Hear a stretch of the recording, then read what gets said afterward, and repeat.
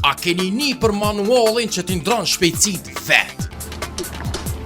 Fjala është për manualin me freksion të automatizuar. Edhe, a dini me më kallzu qysh met puna e freksionit? Unë menova mos mi thonë mo këfa si shumica në Kosovë shqipojna, po mi thonë freksion, taman shqip. Po as kjo si shqip, po italisht.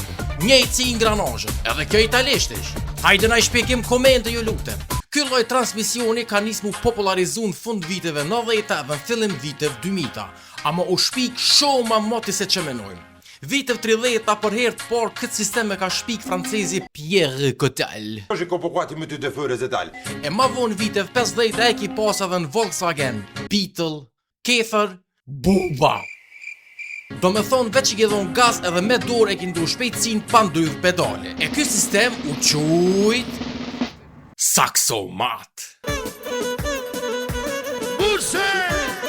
E tani vitem 90-ta ka fillu prapu popularizun kjerët vogla si N-Class, Kors, Smart, Panda, Polo e shumë tjerë. Amo ka pas dallime në rto.